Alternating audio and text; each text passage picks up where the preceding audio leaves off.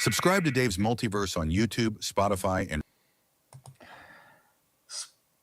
it's supposed to finish with and Rumble today. But greetings, humans. We are live in the multiverse. We have today a special guest, I think of making a second, maybe third appearance on the show.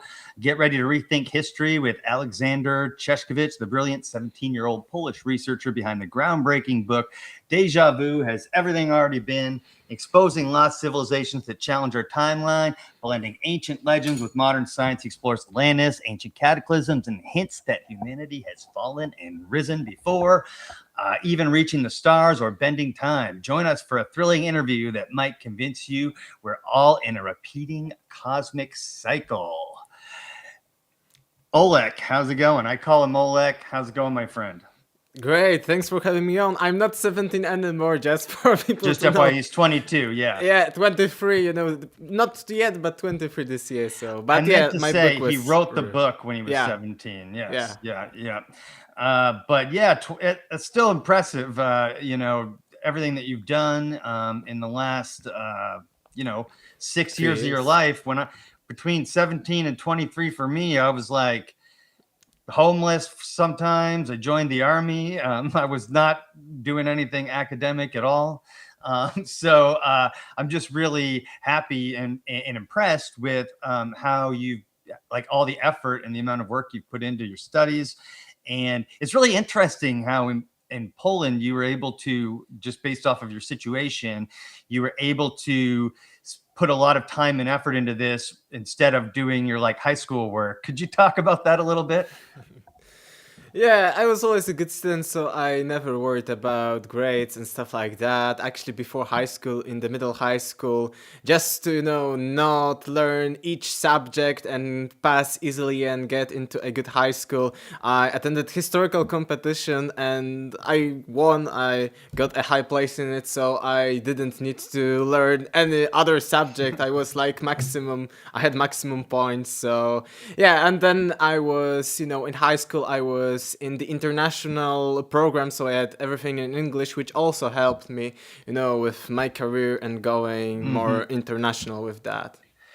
So you did like a lot of your studies in English? Is that how you learned English? Yeah, most, like 80% of high school.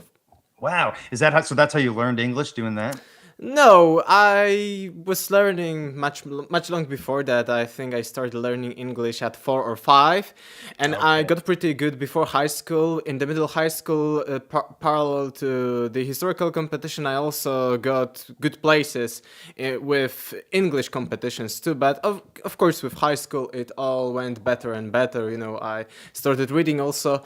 Because of this program, I could choose whatever subjects I wanted. So I chose history, physics, and I was doing nothing almost all the time, reading books, doing my own research, and again, getting very high grades. So yeah, it helped me a lot too. Got it. And you've got a pretty epic bookshelf back there. That's not real. fake. That's real. Yeah. Yeah, that's pretty epic. I love the lighting on there. It's beautiful bookshelf. I want a bookshelf like that someday. I got a small one upstairs, but how long have you been collecting those books?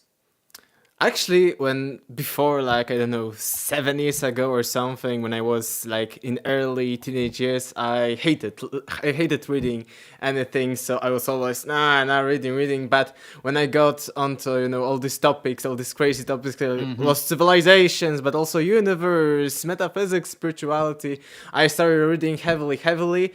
And I think that these books are from the last 7 years, not more, but most were actually read by me and bought by me too. During the pandemic, I remember reading almost a book a day, like about approximately 5 a week.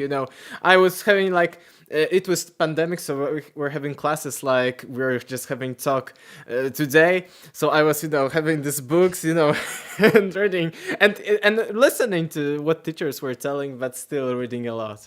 Man, when I was in school, I was reading, but it was like I would have a book under my desk, and it was usually like The Lord of the Rings or something like that.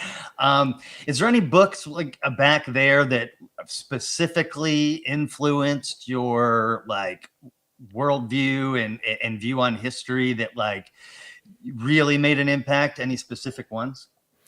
I didn't think specific ones because I was reading so much or so many of different books that it wasn't a specific one. Even when it comes to classics like Fingerprints of the Gods, these were latter ones. Actually, when I was finishing my book, I remember like it was month before giving it to because first it was with the publisher, my book in Polish, then I started self-publishing, and I remember reading in the last month, it was 95% of my book done, and I was, wait a minute, it's almost all of these ideas have already been, so I don't say that one single book that influenced me a lot, because parallel I was reading tons of books, so not in my case that one was having such an impact on me. Got it. That makes sense. I wanted to ask because like how the bleep does somebody read Fingerprints of the Gods in one day? No, just more heavy books. I wouldn't call it was during one day, but I would say that approximately I was actually reading parallel, like not one book, but to get it faster, I was reading like 5 to 6 books at once. So let's say 50, 100 pages a day of one, 50 pages of the other, 30 maybe of some other. So no, I haven't read it, but I could, but it would be too overwhelming for me. Do you do a little bit of like speed reading technique or what?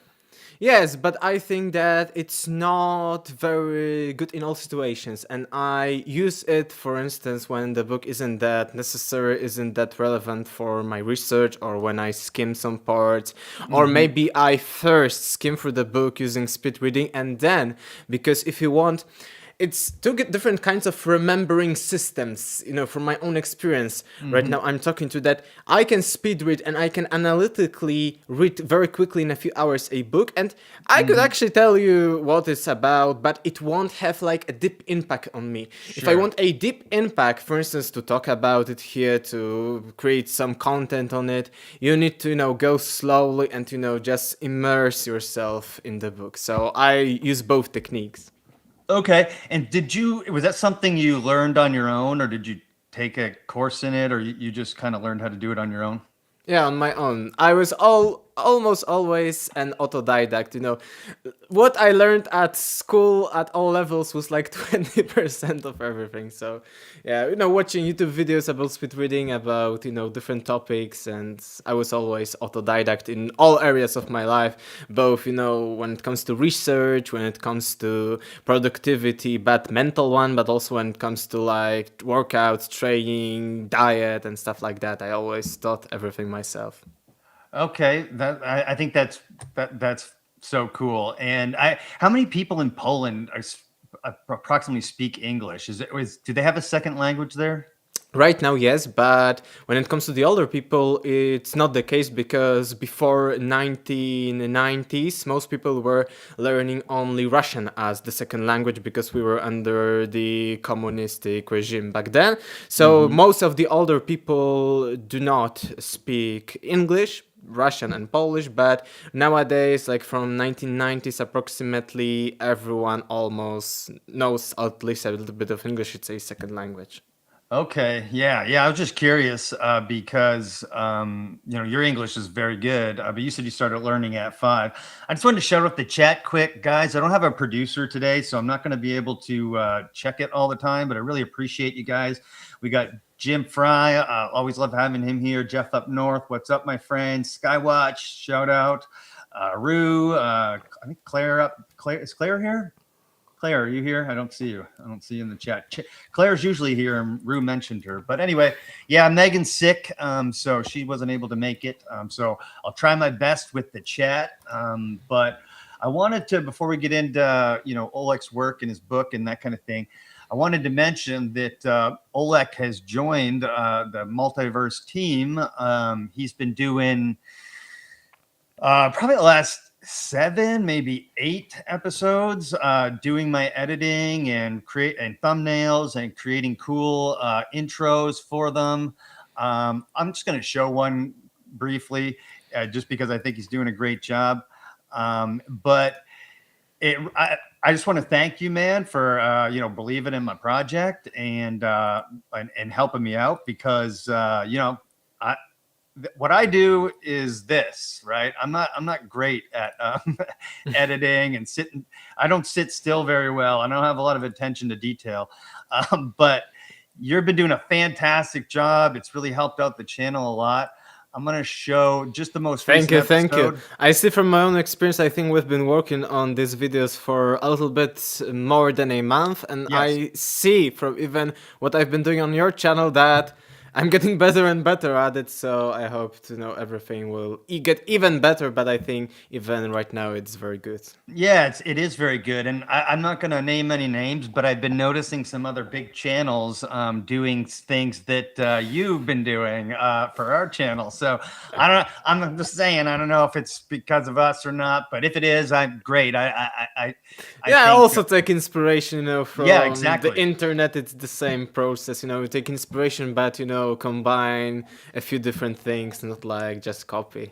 Yeah, it's not, you just say, hey, that thumbnail looks good. I'm going to try to make that style my own, right? Yeah, or like an effect, I see that, the headshot of a person looks very good. How can I recreate that, with our own guests? And, or I see the text effect, which is like very bold text. You see it immediately, eye turner, head turner. So how you can change that, how you can apply it, for instance, with historical topic or with the universe topic. And I think that it's very good right now what we have. Right. And so the most recent, we were pumping out a lot of content for about 3 weeks, but we slowed down this week. But our most recent drop was, I think, last Friday. And it was with Headless Giant. He's part of the Trilogue podcast on the Institute for Natural Philosophy, as well as he's a regular guest with Nick on the Occult Rejects. He just has a really interesting bird's eye take on a lot of this stuff. And this intro turned out, this intro is a banger. So I'm going to show it really quick. If you guys haven't seen this one, please go check it out. It was epic. It was a good episode, very good episode, excellent talk. Here we go. Magic is an illusion used to create reality. On the patch, they've got the caduceus, which is not the symbol for medicine, it's the symbol for business. There are miles and miles and miles of shelves beneath the Vatican with all of the most ancient stuff you could imagine, and it's off limits to you. So if you're talking about the control of the ancient knowledge, it's right there. Like, you never know what was sitting in the back of the Library of Alexandria or these other places where they had these books stored. That's just sitting in the bottom of the Vatican. So that was epic, and so thank you for doing that. And the episode's really good. So please go check it out if you haven't already. Tomorrow we're dropping an episode featuring Mr. Michael Donnellan, martial artist, archaeologist, former FX specialist for Disney.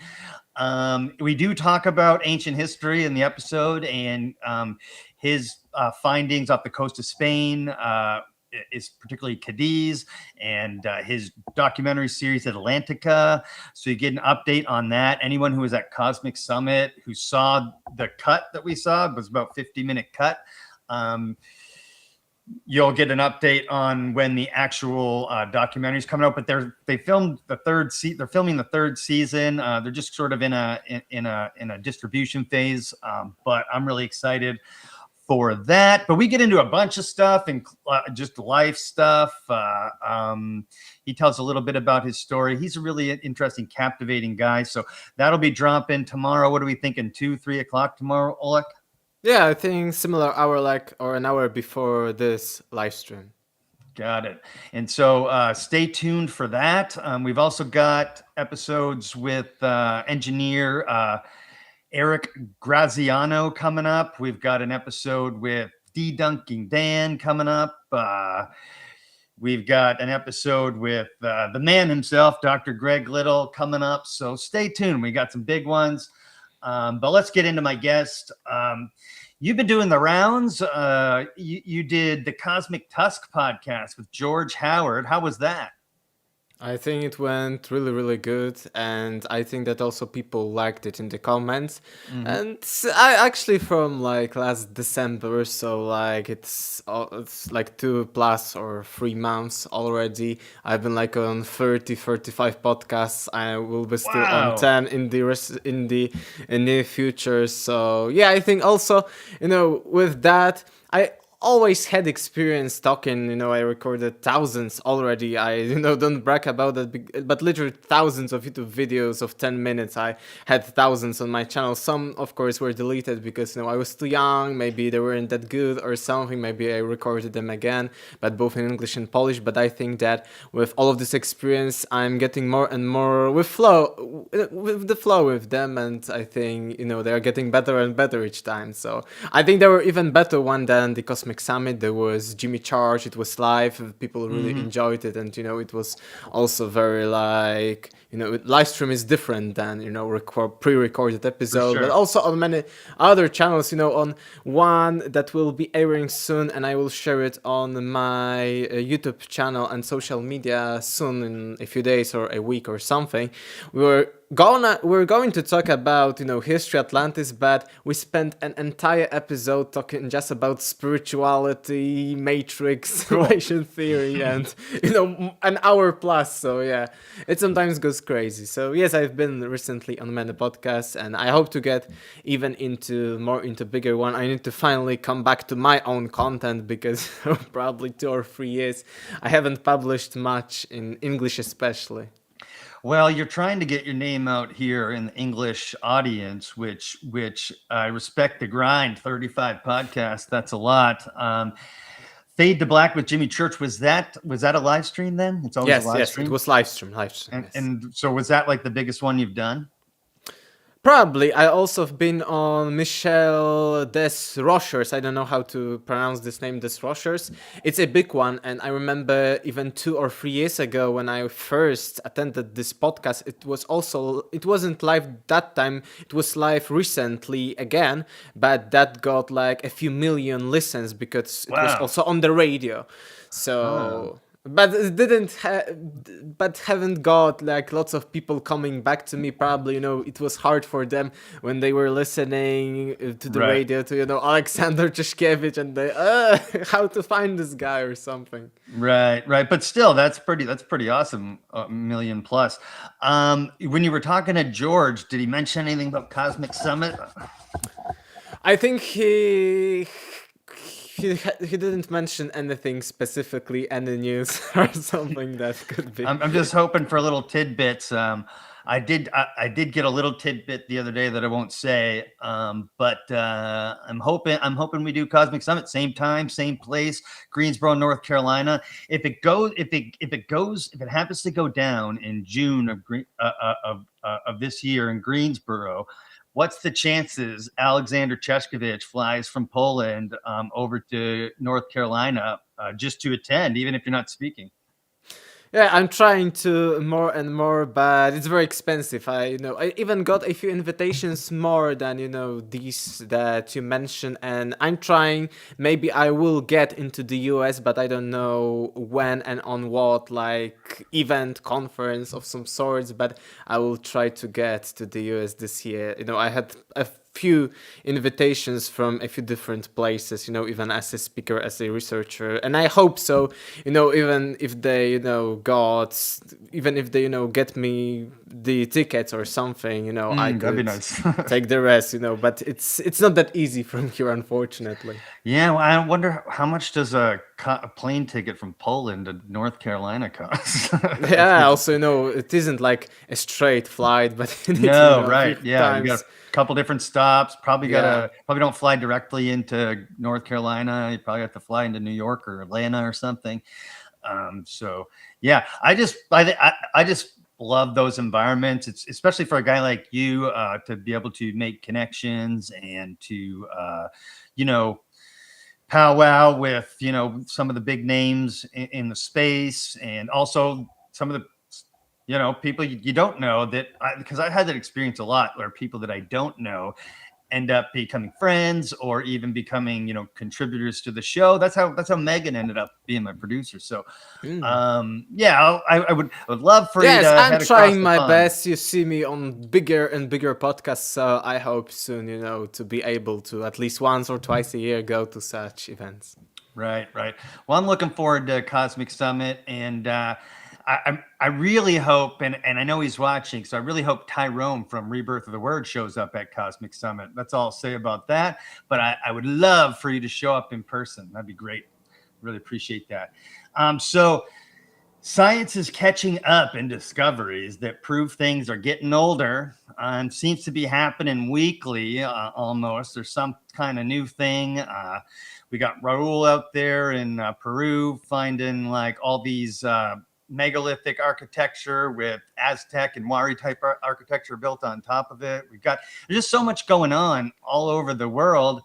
You mentioned before we got on that there's even something that says that the Sumer civilization may actually be older. Do you want to start there? Yeah, actually, it's, just the problem with the convention, with, what is academically accepted and what isn't, what is, the argument or not, because even when it comes to Sumer, and I've been reading for the last few months tons of actually academic sources. I went more into, the mainstream perspective on a more advanced level, because I started a bachelor degree here at my university in Poland, in Gdańsk, in history, and I was positively shocked because I gave my book to a few doctors, professors who were more open-minded, and they said that, okay, they maybe do not agree with lost civilizations and stuff like that, but they say that it's a very cool topic, it's a very good book, even in, with their perspective as academics, and actually they even gave me a personal study schedule, and I will be diving more soon, like within some kind of specialization in the ancient Near East, languages, religion, and stuff like that. Even they mentioned that I will have my first peer-reviewed article very soon here in Poland about the flood myths connection between Bible, Mesopotamia, India, and more. And they said, okay, I can write articles on such topics, even Atlantis, but I just need to be critical. And what I've learned is that, at least here in Poland, academics isn't like, oh, you're a pseudoscientist or something, or our Right. topic that we are talking about is some kind of crap, we are Snake oil, snake yeah. oil salesman and stuff like that. No, they are that, okay, this is one opinion, but they, as a historian, and they are, repeating it all the time during classes, as historians, it's like a job, it's like a mechanic. Maybe you're such a cool mechanic that you could, repair a car effortlessly, like do your own shit and, repair it very easily, with your own experience, tens of years of experience, it, how to do it. But then comes a Karen and, she's shouting at you and you cannot do that, just because of the legal stuff, you cannot do your own stuff. You need, okay, I need to go just as every other car mechanic or someone needs to do just to be safe.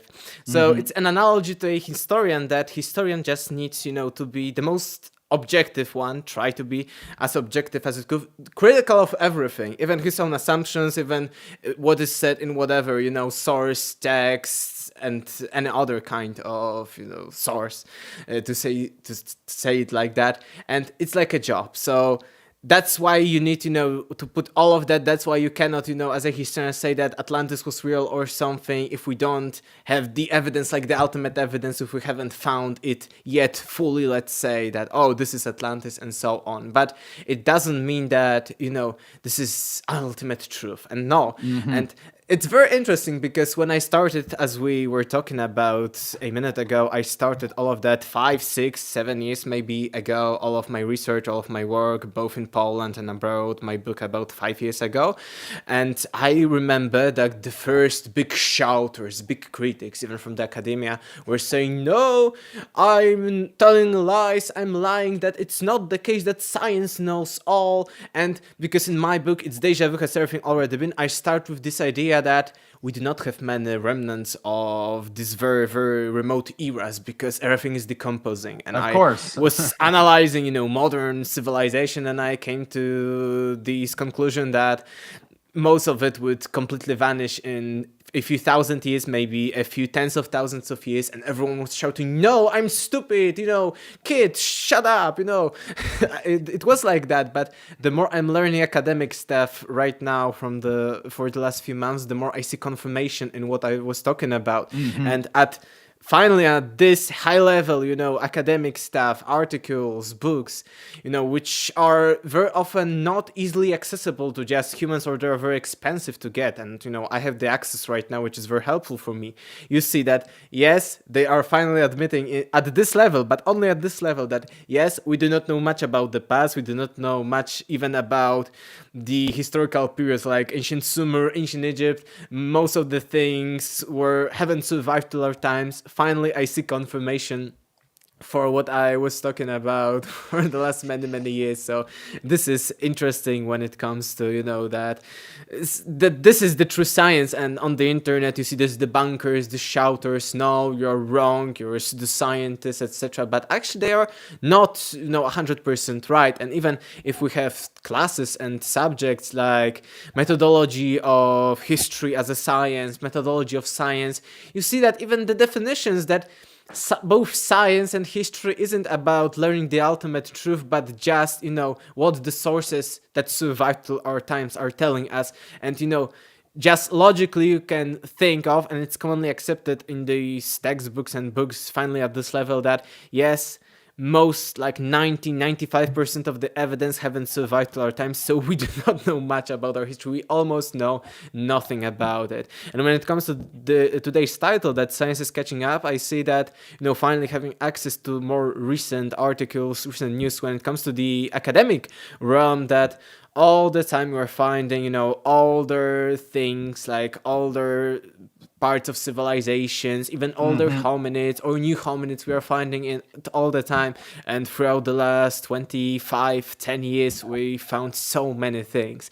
And it's even, when it comes to this perspective, a more recent one. And as I said, I was very positively surprised by all of that because, I was a little bit, okay, I'm coming into this realm, maybe, I'm not, I'm a little bit from the outside, but I was positively shocked by all of this experience. And I even laugh very often because I can, read an academic scientific book from, let's say, last 5 years, and let's say from 20 years ago. And you see, for instance, when it comes to prehistory of humanity, in the one 20 years ago, you see, and I remember the quote, I was laughing so hard that anatomically modern humans appeared 50,000 years ago at the maximum.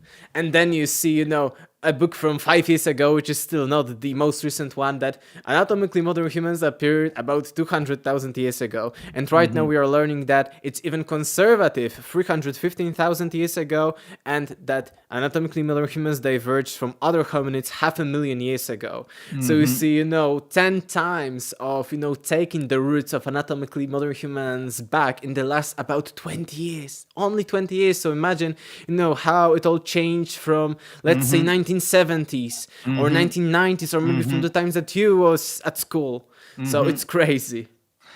It's things are changing fast. It's cool that like your university is allowing you to explore this stuff, and they're not just shutting you down, but it's also cool that they're like, yeah, you can do this, but you have to be critical thinker. You can't be presenting like, theories that, because when you're talking things like Atlantis, you're not, like you mentioned, there's no theory of everything. There's no like, this is Atlantis, whether people want to believe that or not. It's just too long ago, and we're going off of evidence that's like, based scarce on myths, and it's very scarce.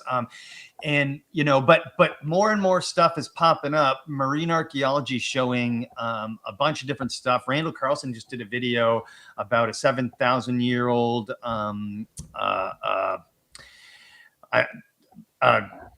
settlement city, for lack of a better word, underwater off the coast of France. I know that Megan and the team in Indonesia is finding a bunch of stuff in Sunderland under the ocean. And when you put together that with, the timeline of anatomically modern humans being pushed back, your concept of cyclical civilization is not crazy. Yes. Yeah. And it's changed a lot. And, I was very interested, in what I was paying close attention when I was reading, we started with ancient Middle East, so Egypt and ancient Sumer. And I remember a quote that right now, or very recently, a few years ago, the excavations at the Sumerian city, I don't remember if it was Ur or Uruk, but were at about 22 meters deep. And at this level, they found, archaeologists, of course, and historians found some evidence, some kind of mentions of some kings or of some people, and they dated this 22-meter deep layer at about, I don't remember, but let's say 2200 BC, so 2200 BC, at 22 meters down. So imagine, what is a layer of Atlantis?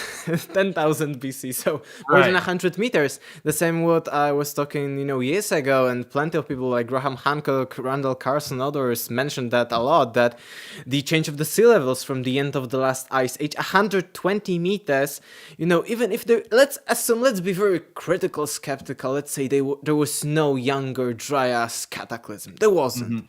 Let's say that it was gradual. But 120 meters, I see, plenty of possibilities of some kind of cities or even entire civilizations that were near coasts or any kind of bodies of water located near there to, be completely destroyed and be remembered as myths of lost sunken lands and civilizations. It's completely within logic, even, as I say, if we assume, just, for the sake of hypothetically, that there was no cataclysm. And if you include any kind of cataclysm onto that, you see that, there's a huge potential for everything.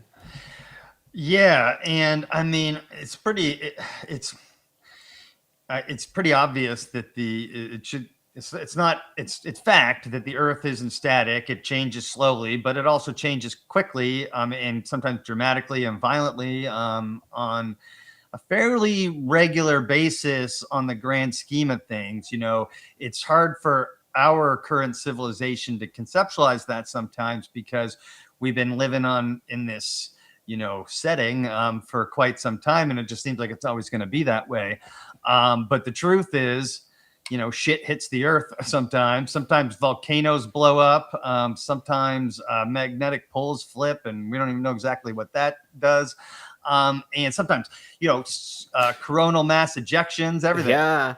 I can tell you a personal example here in Poland. I think it was already 2 years ago. We had a flood.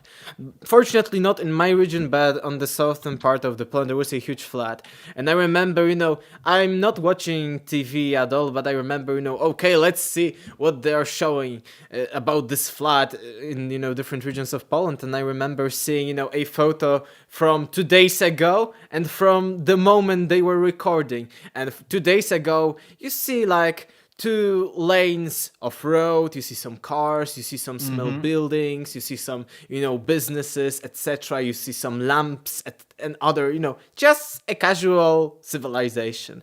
And 2 days later, you see, nothing, just water. And, it completely took all of the road, all of the small buildings away with it. It was all gone, and you've seen only gravel and water, and just a few days of difference. So if such things are happening right now, so imagine how much was lost throughout the last tens of thousands of years. Yeah, and that example is like just a small. It was a big flood to the people who were there, but on a grand scheme global of things, small. Yeah. So that's. I wanted to shout out my old co-host Mike. What's up, dude? How's it going? Thanks for joining the chat. Hopefully we can get Mike back in the multiverse a couple times before the year's out. But shout out to him. Yeah, and so shit does keep getting older. I think Graham Hancock even has a T-shirt for that. I may have to order one.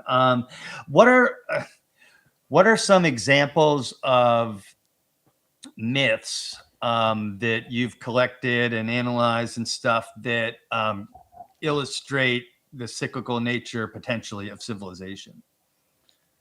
It's not only that particular myth is talking about that, it's, the entire philosophy of different cultures all around the world, ancient ones that talk about cyclicality of nature. The famous Hindu yugas, which are, it's not like a single legend. They are mostly, when it comes to the most ancient sources, mostly described in Mahabharata, which is, very, very long. You cannot find Mahabharata in a single book. I tried to find, but no, even, 800 pages are still abridged versions, so shortened a bit. But so famous Hindu yugas, you see astrological beliefs all over the world, in ancient Sumer, in ancient Middle East, but the famous cycles of the Greeks, the different ages. So it was more than just a myth or a single legend. It was like what was their belief.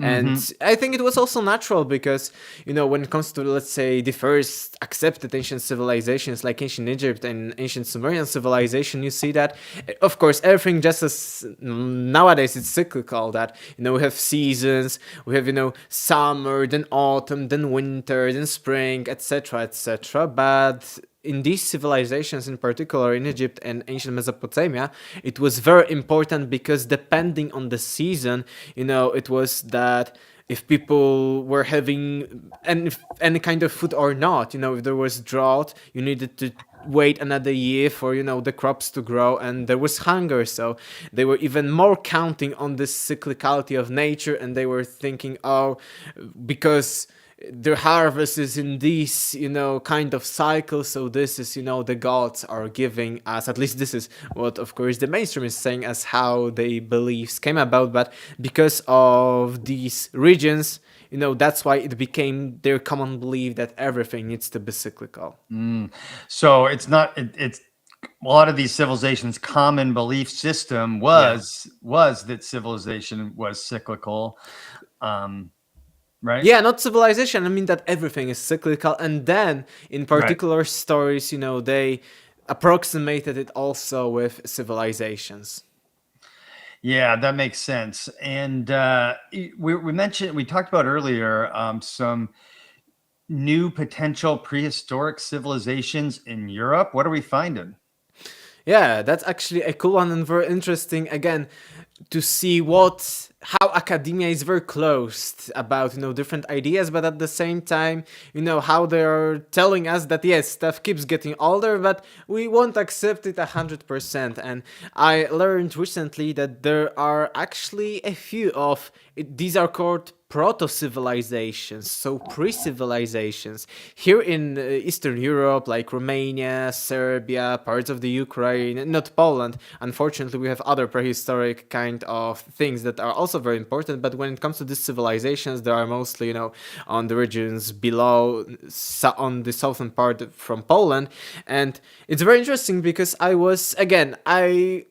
right now I have access to lots of sources, and I compared, for instance, ancient Sumerian cities, which are, called city-states, pre-empires, even in some cases.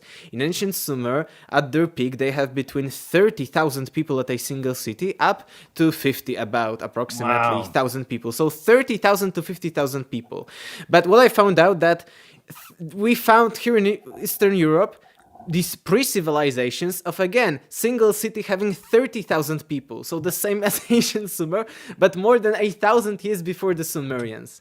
And there were actually a few of such civilizations. One, it's very hard name, it's even for me as a Polish person, these are three different names that are from, Serbian and Romanian languages, but it's a three-parted name, and this civilization was more than 1,000 years before the Sumerians, and it was as big as the Sumerians. But you know why they don't call it civilization like the Sumerians? Because they haven't deciphered their writing yet. The writing is there, or something that looks like writing. But just because academics haven't translated this script, and they cannot say, because they haven't translated it yet, they cannot say it's even a script. So they say, oh, these are just signs, maybe a script, but we do not know. But it looks like script, whatever you look at, whenever you look at it, it looks like script. So just because the definition of a civilization needs to include writing system, and Sumerians had writing system, and we deciphered most of the Sumerian language, or at least a major part of it. We can call Sumerians a civilization, but we cannot call this civilization, which was as big more than 1,000 years before them, because we haven't deciphered their language, which is crazy. Even from this region, there are plenty. They use chariots, and it was very advanced stuff, as for the times, let's say, if we are looking from the conventional perspective. And we are finding more and more evidence that, things were much older. The same what I have learned recently, again, about, bureaucracy in academics, that you cannot call it civilization. The same with ancient Sumer. Ancient Sumer, they say, about 4th millennium BC, let's say 4,000, 3,500 BC, the start of the Sumerian. But actually, even 1,000 years before that, 2,000 years before that, ancient Sumer was there, but they didn't use a writing system, or we haven't found it yet, and we cannot call it a Sumerian civilization. These were pre-dynastic cultures like Ubaidyan culture and other, but this Sumer was already there thousands of years before the date we accepted began, because the date that we accept it began is from the earliest forms of writing that we can translate, we can decipher. Crazy. So, but potentially, like that proto-civilization evolved into the Sumerians, right? Yeah. It was almost the same, it was as big, and even during these later Sumerian times that we call, the first civilization times, there were different wars, conflicts, and the culture wasn't that unified as before. So we may even say that before the Sumerians, the Sumer was more Sumerian than the actual Sumer, because it was more unified, it was bigger, because it wasn't just, the city-states, but before that, the entire huge region of Mesopotamia was unified when it comes to culture, when it comes to the architectural designs and stuff like that. Yeah, and I must say, like, the idea that we can't call it a civilization because we can't decipher their writings is a bit silly, because it's like saying Egypt wasn't a civilization. We can't call this a civilization, ancient Egypt, because we don't understand these hieroglyphs. Like Yeah. that's And dumb. they look like just, different images. They don't, hieroglyphs don't look like language at all, even, less than the cuneiform. So let's say we haven't deciphered it yet. So, okay, these are just some kind of primitive images. They weren't using writing. Yes, it's a great analogy. Yeah, I mean, like, because when did we decipher those in like the early 1900s? In the 1800s. Yeah. Okay. Yeah. I mean, So very, very late. You see, like about just 200 years ago. Yeah. So that's not a good that's not a good excuse, I don't Yeah. think. Yeah, No. actually, parallel to all of that, I was very interested, when I was researching all of that. And I knew that before, but again, I got more and more confirmations to what I've been talking about for years, that what we currently know about the history is a recent discovery. And I found out that, again, I've been talking about it for years, but right now I found, all the sources to prove that I'm right, that ancient Mesopotamia, which is huge, all the civilizations, which we know right now, Sumerians, Akkadians, Babylonians, Assyrians, later Chaldeans, and plenty of the other ones, of the smaller one, and, 3,000 years of history of civilization that was happening in the Middle East was not known until 1843. Most of the discoveries were happening during the 1840s they started, so less than 200 years ago. 180 years ago. So let's say 200 years ago we knew almost nothing about any kind of civilization of ancient Sumer. And I always, connect that with this idea of lost civilizations like Atlantis, that we have Plato, we have different pearls in other myths, legends like Aztlan of the Aztecs, but we haven't found the, true Atlantis yet, like huge evidence, huge buildings, etc. And it's the same, just as 200 years ago, we knew almost nothing about the Sumerians and other civilizations. And all of the digging there started about 180 years ago. And before that, we again, as in the case of Atlantis, had plenty. And in this case, we had even more sources than when it comes to Atlantis. Plenty in different, kinds of literary sources, not only religious sources like in the Bible that Abraham came from the Sumerian city of Ur, which later turned out to be real. Right. But also ancient historians, were impressed by what they found there in Mesopotamia. We're talking about history of these civilizations, but we were again ignoring it, talking that, these are just fairy tales. People invented that because it was all buried down in like the sands. Troy was a myth, Yeah. and now Troy is not a myth. They found But Troy is a single place. But imagine the entire, these were huge civilizations of Mesopotamia, Sumer, Akkad, and other Assyria, Babylonia. And actually, what is also interesting, that what led to actually, the interest and discoveries in the Mesopotamia was not like, we went into Mesopotamia and found all of that. No, we just found first Persian inscriptions, which were also written down in cuneiform, and we translated them. And from these sources we find out, wait a minute, there were civilizations in Mesopotamia, like not only Persia and Egypt. And the same with Egypt. Egypt was just in the late 1700s and early 1800s discovered, but Egypt is different because Egypt wasn't totally submerged under the sands, and people already, in the ancient times and in the medieval times knew about Egypt. But the problem with Mesopotamia was that until 1840s we knew almost nothing about that, and these civilizations were again mostly called mythical, and no, don't search for them, they're not real. Yeah, and then I know is it North America, South America isn't really your area of expertise, but there's stuff coming out there that it lends credence to exactly what you're talking about. For example, the Native American mound culture pushes back how civilized might be the wrong word, but how impressive that culture was Europeans, as well as Peru. We were seeing all this like stuff that we've never seen before, just because it's just hard to get to and undocumented and unregistered, because the Peruvian government doesn't have the resources or whatever to check them out. But we're starting to see that stuff where we're seeing megalithic architecture on top of or underneath Aztec stuff. Also, the Amazon rainforest, like in the LiDAR scans, show that there was civilization there that could possibly have held 100,000 or more people with massive road systems and aqueduct systems and all kinds of stuff. And don't even get me started on Cambodia and India and places like that, because those places don't make any sense at all. And so all these places kind of, support this idea rather than, reject it, right? Yes, you're completely right. And as I said, and you mentioned a great example with all of this unregistered side that Ralph from the Pillars of the Past mentions a lot, because it's the same like with these shelters. When I was telling, years ago, talking about I call them shouters. They do not represent the actual academic even consensus. They are not even representing that. And shouters, debunkers, they say, no, we found so many examples, let's say, from ancient civilizations, prehistoric prehistoric cultures, that we cannot see any kind of possibility of lost civilizations like Atlantis or any other kind of pre-dynastic Egypt or pre-Incan architecture.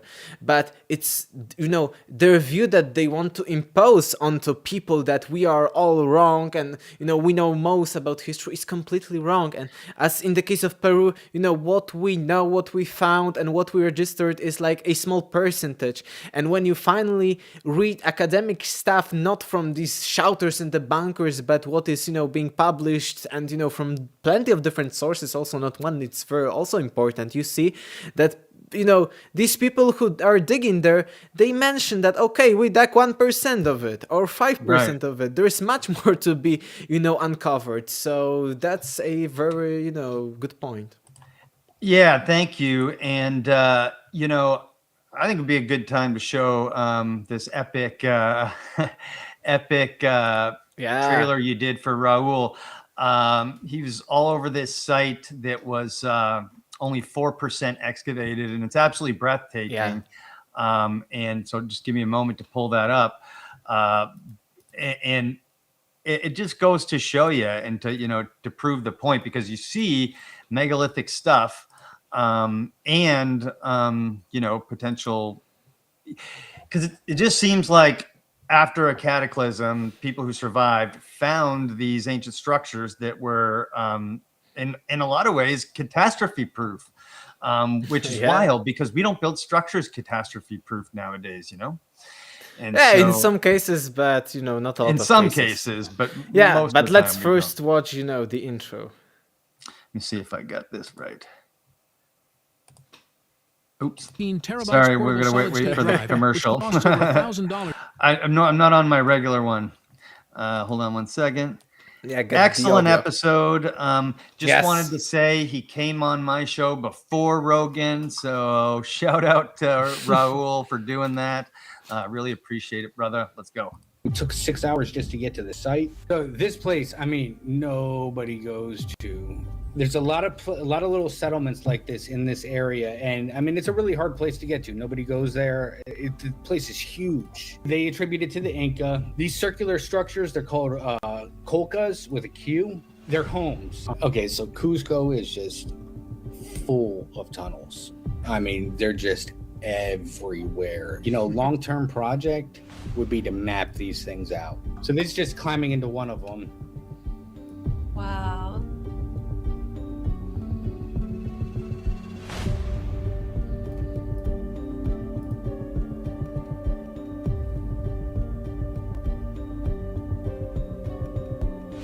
Yeah, this case. That's, They're wild. Apparently they go on forever. They're everywhere. It's almost impossible to map them. Yeah. He's doing a coca leaf ceremony, as the indigenous do. In this particular one, you can't see it in this intro, but there's an entrance up and to the right that has two megalithic blocks, and they got right angles. They're huge, and they're covering a hole up there, and that's just that's just crazy to me. And so excellent job on that intro. But I like how you keep pointing out that, saying that we have everything figured out, we got history, we got it figured out is ridiculous, because Yeah. like you said, every week, every year, things change, and so why do you think, just give me your best guess, why do you think people do that, or institutions do that? Some people would say there's gatekeepers controlling the information and they don't want us to know, and maybe that might be true. Wayne, what do you think? I think that for sure there are gatekeepers in many areas, but there is also a huge lot of academics that are not gatekeepers themselves, and even are interested in such topics. But what I said, that they need to be objective. It's like just their job, that they need to go through all these schemes, go through all the methodologies, and they cannot just prove, oh, I think that Atlantis was real. So but I think there are gatekeepers for sure in many regions. I even have friends here in Poland who went on a casual place that, again, is just as in many other places that we mentioned from all around the world, is considered, let's say, to be medieval or early medieval, but has there are conspiracy theories that it's much older, that it was built on some kind of pagan site, etc. And it is a huge place here in Poland, and plenty of visitors are going every single year. Plenty of tourists. They went there, but they went with their, but not professional, amateur tools, to just, do their own research, what is there. And, it's an open site, it's on some kind of a little hill, a little bit maybe mountainous area. So, it's free place, you can walk wherever you can. It's not oh, you need to go through this path, through this. And they were doing, their own stuff, but not invasive, that they were destroying, of course, this site, but they were doing that. And first they started seeing, strange people that were coming all the way after them. Everywhere they went, they were always behind them, but were in a little distance from them. And they said, this is that's in Poland, sorry? in Poland. Okay. There are two sites. I don't remember at which they were. There is Góra Ślęża, but you want to find it easily in English if you want to search that. Yeah, could you search it quick while you're talking? I'm definitely not going to be able to type There are that in. two of them. I think they went to this because there are two this mysterious sites. So it's literally kind of Men in Black. Try type, in English. Men in Black exactly. characters following them around in Poland. That's wild. wild. But these were incognito people. There weren't bodyguards or something. Sure, but yeah. it's like Men in Black, as I said, in Poland. Wait, I will get That's into insane. Wikipedia and English how it's called. I will type you in, the chat. Have you been to these sites? No, I haven't personally, but I've been to a few others, and I can say that I typed it in the chat. It's the same in English, unfortunately, so we need to copy it. And I've been in a few other very cool places that also have such mystical aura around them and conspiracy theories. And I can say that the same megalithic architecture that can be found again in Peru, this Sacsayhuaman, or again in Italy, Greece. I've seen the Greek ones a few times, or in the Far East. It's also found here in Poland in the fundaments of the biggest buildings, castles, and stuff like that. So it's the same theme here. But when it comes to what they experienced, first they were, these Men in Black were, going after them all the time. And then finally one of them, went to them and said that you need to, go and, don't do whatever you're doing. I don't remember what apparatus they had, they were even having some kind of spiritual rod or something. So not only physical apparatus, and yeah. And and finally at one point one of these men went to them and talked that if you want to be safe, you better go away and don't do what you're doing.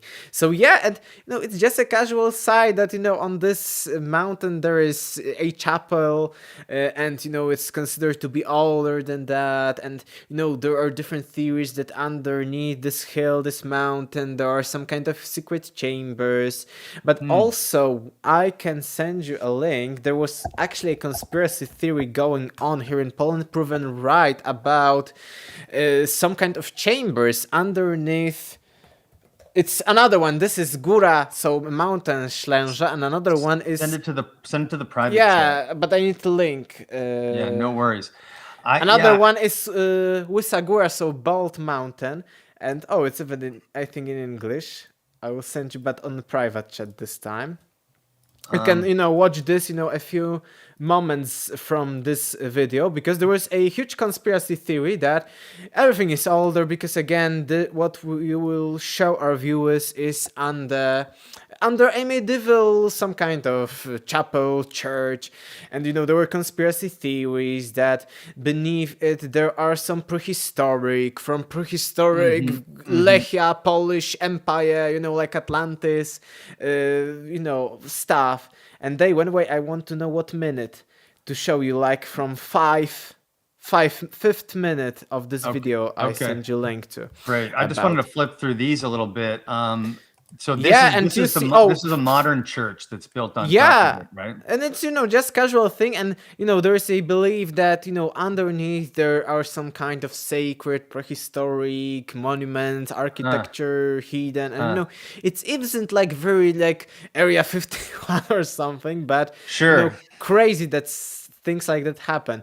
And the other one, the link I sent you, 5:31. 5 Can minutes. I ask you what this is first? What is this? Yeah. This is later again, but not medieval, but Celtic. So late before current era times, like 500 BC, and these are just different. I think this is a statue of a bear, but later. But there's a conspiracy theory that there are even older things there. But from the link, it's a bigger one than this. And 5th minute, 30 seconds. 5 minutes, 30 seconds. Just give me a moment to pull it up. 5:30. When there are an underground thing, you see? I'm going to start at about 5 minutes because it looks like they're underground there. Yeah. And what's this place called? This is called Bolt Mountain. Bold or bolt? Bolt, like head. And what you're seeing here, you can put it without the audio because the audio is not important.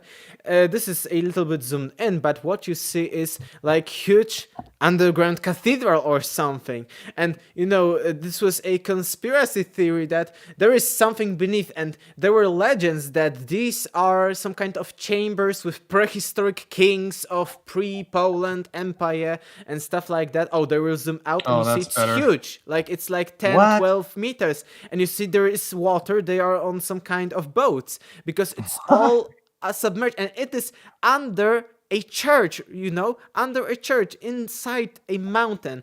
And conspiracy theories were for years saying, this is these are this prehistoric chambers, and people, academics and skeptics were saying, no, these are just in case there is a flood, but on a hill, flood on a hill, so you build underground chambers so the water can move there and not flood the entire charge. But it's a stupid explanation, and you see that it's huge. You see that maybe it's a little bit rough when it comes to the walls, but you see that there was like an arch on the ceiling, so it's not like just any kind of water reservoir or something, and it's like a few meters deep when it comes to this water. So again, and after this incident, this recording, no one can go there, and still this place is again not fully explorated. So, and you see it's pretty big one, as under a small kind of church. I've been to this church when I was a kid,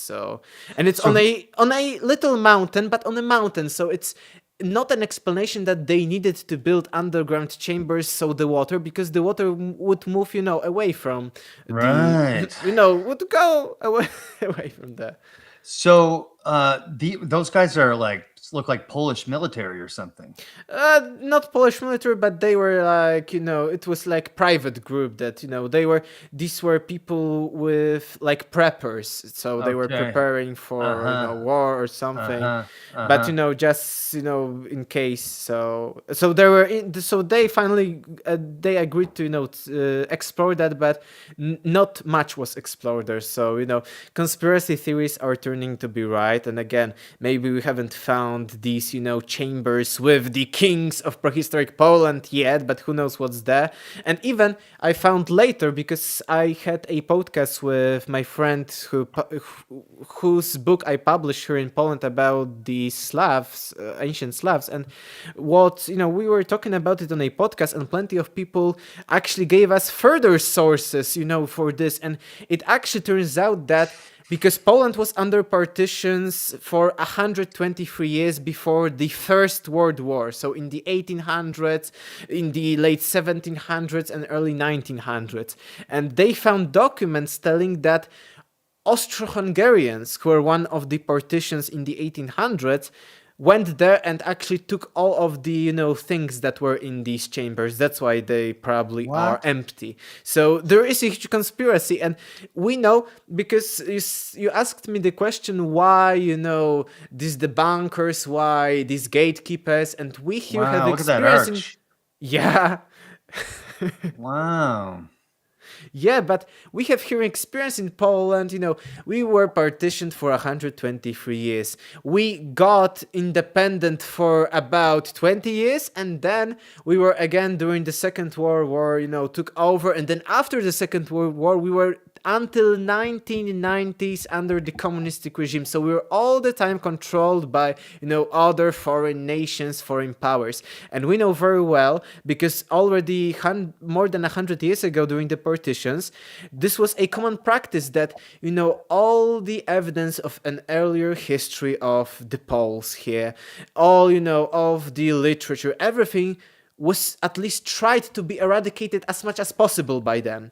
And the Polish language, well, it was called Russification and Germanization. So, destroying our culture, our language, and turning it, into German, into Russian on the other side, or Austro-Hungarian. So we have experience in that, so we can say that why they're gatekeeping that, even when it comes to, let's say, pyramids in Egypt or the Peru or any other kind of place all over the world, because they don't want us, to know about our heritage.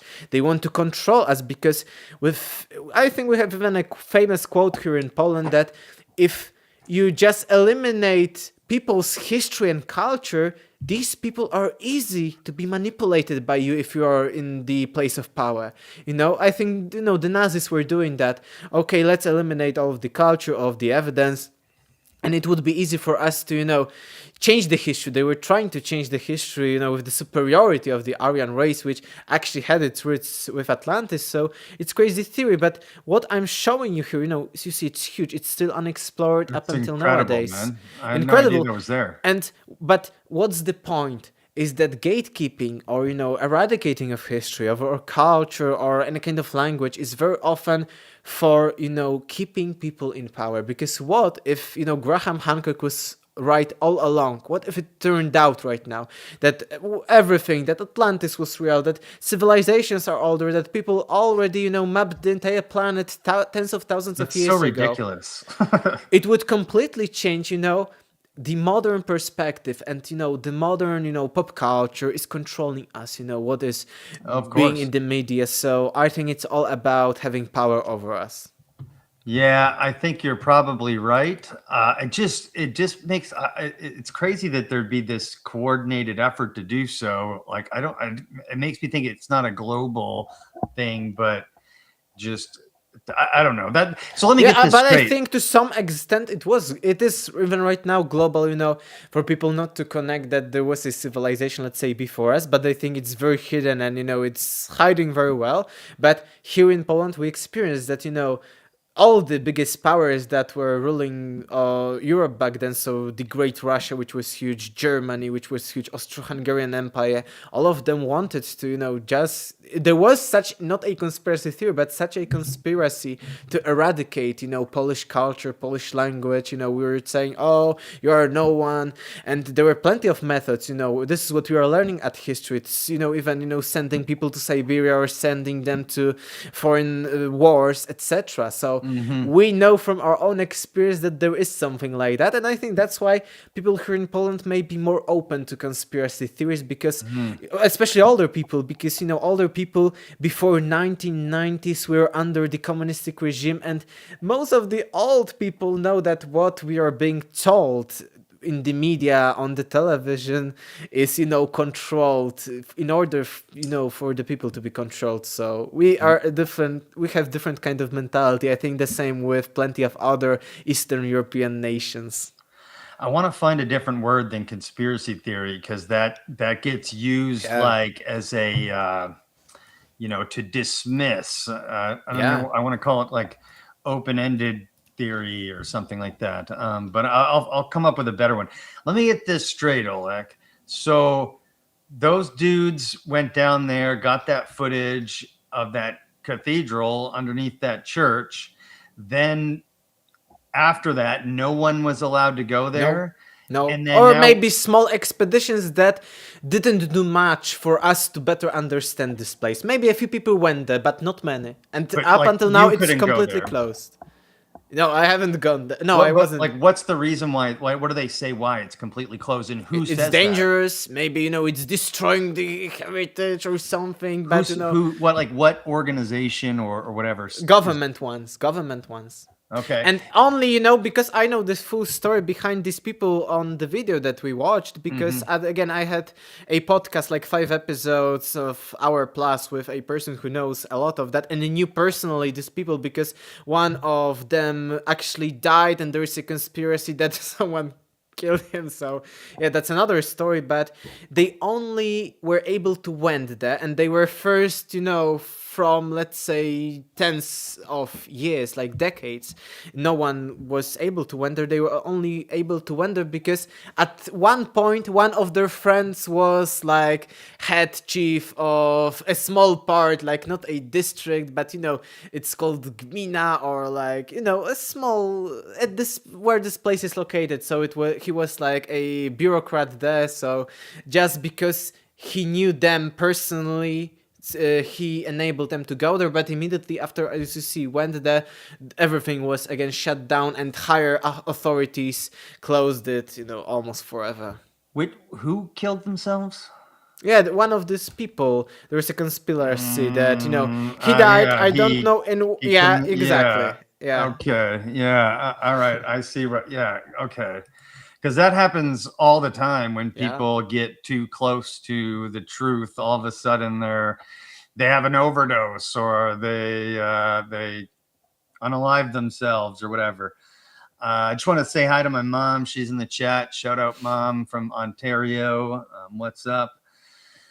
So and then there's that other church that you showed us that has the conspiracy theories that there's something underneath, and that people that went and were just doing basic surveys had unidentified people following them around.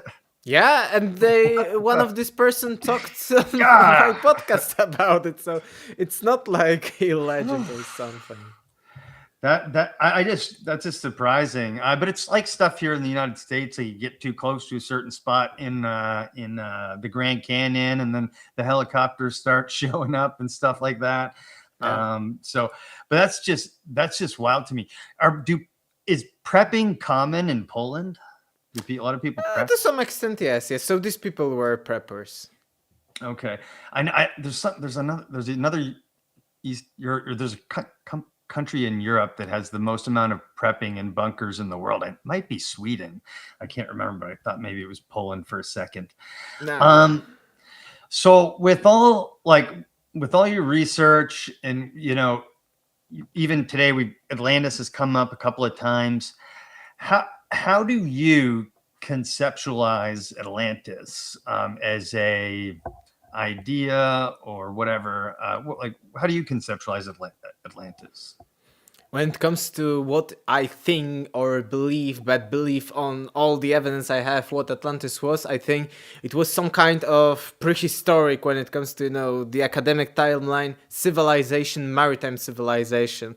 And it's, not, again, crazy conspiracy theory, because even Plato, the main source about Atlantis, is telling us that Atlantis wasn't like just a singular city, this circular one or something, but he says that Atlantis was a maritime civilization on the Atlantic Ocean, and it had its colonies and influence over the entire Mediterranean Sea, including colony in Egypt. So it's also very funny because I see academics trying debunking Atlantis or Atlantean, for instance, sources in Egypt, or that the pyramids were built by Atlanteans, or such theories, and they say that there is no connection between Atlantis and Egypt. Yes, there is, because Plato is telling us that Egypt was Atlantis colony. So it's not that for these debunkers, people are stupid for connecting Egypt with Atlantis or the pyramids with Atlanteans. But actually, it's what the sources are telling us. So it's it's basic connection, first connection. Okay, let's say we want to discover Atlantis. Plato says that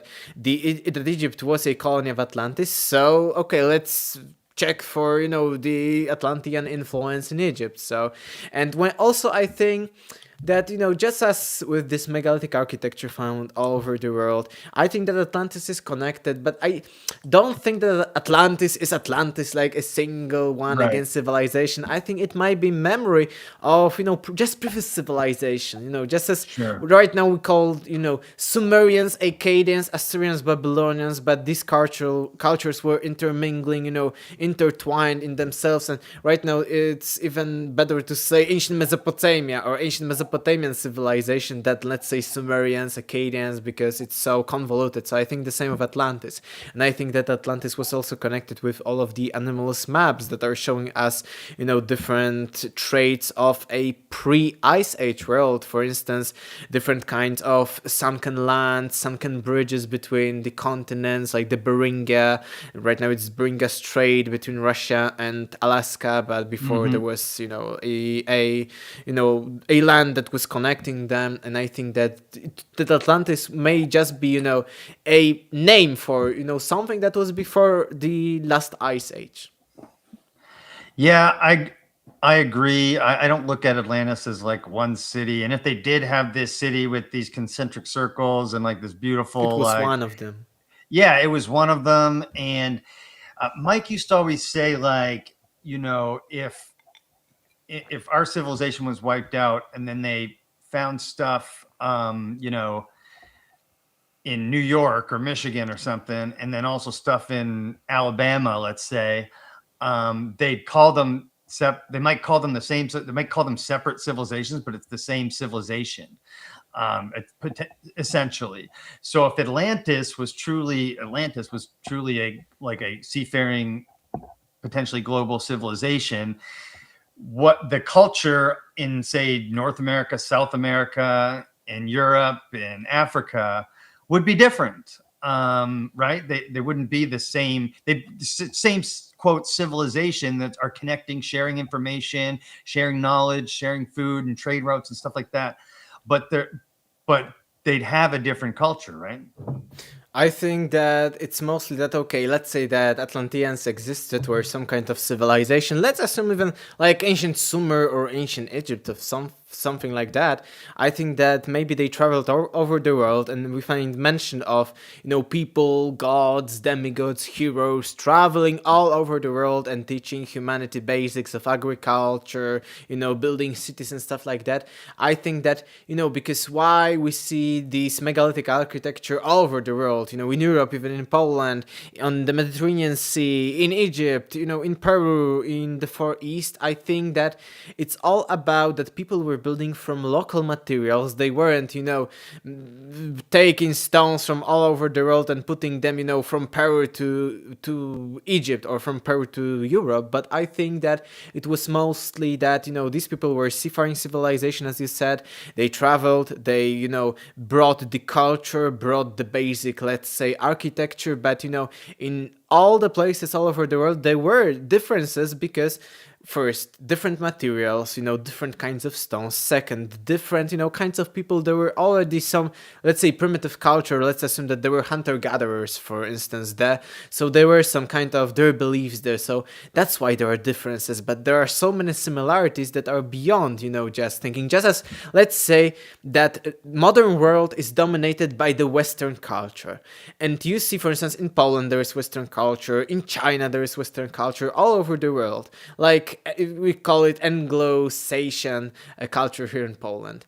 But, there are differences. Poland is still different than America. But we have, let's say, the same cars. We have, we use English language. We have, like, Mars and, sneakers and stuff like that. So I think the same with Atlanteans, that, that's why there are both differences and similarities, that they were traveling all over the world, building different stuff or inspiring people. We see plenty of different myths. That's why, plenty of the same kind of myths, legends, names, or let's say archetypes, motives, themes in, cultures and their belief systems are there because, that's how it all was. But it wasn't, I think, that, Atlantis was the same all over the world, and we see that. But we see that, something of the same kind was there. Just as I mentioned, nowadays Western culture dominated the entire world. Even China, was more traditional, let's say 50 or 60 years ago. Right now China is also modernized and, different, but actually similar to the Western world. The same with Poland. We're also a little bit different, let's say in the 80s, but right now we are very similar to other countries. But also all countries are different because still local, previous, even smaller influence cultures were, having influence on everything. Yeah. What do you think about the idea that Graham Hancock popularized about the sort of knowledge bringers at post cataclysm, somehow, some way, that the knowledge was preserved and then spread out again and taught, like, in the myths and legends of Quetzalcoatl and things like that. Do you think that's a possibility? Yeah, and it's again a universal theme, in legends from Mesopotamia. You mentioned Mesoamerica, from any kind of places all over the world, and even from remote ones like the Amazon jungle. But there's teachers are non-material beings, seen throughout DMT, ayahuasca, and stuff like that. But all over the world there's a theme. We think just right now, in case of a cataclysm, we have banks of seeds of all plants hidden in Norway or in the Arctic region or in Antarctica. And the same was already thousands of years ago in myths, like the Yima of the Persians, who was because there was maybe not like great deluge, but there was like a winter, like nuclear one, and he created bunker with all the seeds. But also in the biblical story only animals are mentioned taken onto the ark. But in the previous stories from Mesopotamia, which were actually the biblical one was a copy from the previous, like Epic of Gilgamesh, Epic of Etrahasis, that there you find mentions that not only people were taken onto the ark, not only animals, but also different kinds of knowledge, like, okay, let's get the person who is good at metallurgy with us, and also seeds of different plants. And there is even a mention that then these seeds were planted, after the flood, the ark, the boat went onto some kind of highlands near the mount, like in the Bible, Ararat, or another kind of mountains in the Mesopotamian region, and then they started planting everything. And what is interesting is that from what we know, prehistorically speaking, archaeologically speaking, that in these regions, because it's not only Mount Ararat, but entire, Zagros Mountains, Taurus Mountains, which are, around and circling the ancient Mesopotamia, and, the so-called Fertile Crescent on which, the entire, not civilization, but even thousands of years before that, sedentary lifestyle started, the Neolithic Revolution. We see that ancient myths are telling us of the same places where the Neolithic Revolution started, because it hasn't started started in the regions of, let's say, Sumer lowlands, but it started, paleobiologists are telling us it started actually on the highlands near mountains. So it's just as in these stories, and you found, all over the world these stories of teachers of mankind. Like in India, when it comes to the flood story, the main hero is called Manu, and he takes onto his ark 7 sages, 7 rishis, so 7 wise people. Again, there were 7 Apkallus who are teaching civilization and actually building civilization after the deluge. There is a mention that the first Sumerian cities were built by Apkallu, by these teachers of mankind. You mentioned Quetzalcoatl, who went to people and taught them. Later, late antiquity, we find sources like Plutarch in his treatise on Isis and Osiris, who mentions that Osiris, according to the Egyptians, traveled all over the world, and he taught. And it is even a very interesting description that Osiris went traveling all over the world, and he found primitive people, but like hominids. He found people like hunter-gatherers, and he taught them that, no, don't kill each other, don't eat. They were cannibals even. And he taught them basics there, of shelter building, of love. The same, again, with Persian versions in Zendavesta, that Yima also taught humanity, this Yima who built nuclear bunker for the siege.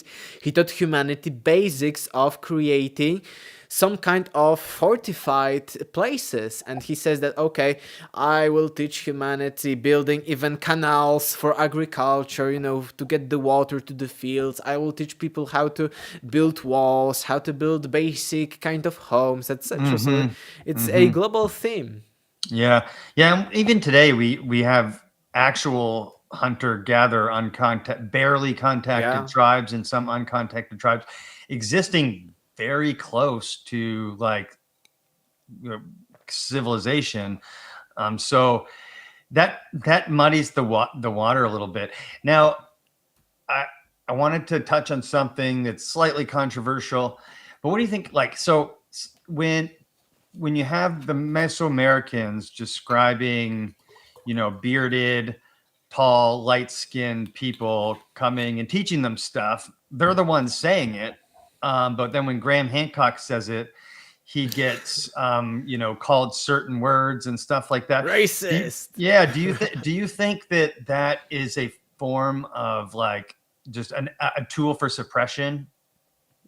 Probably yes, but it's also like what is being, commonly taught at schools, at universities, that it's, because, but I also try to, I try to understand, every kind of point of view on, all this mysteries. And I want to understand, why racist.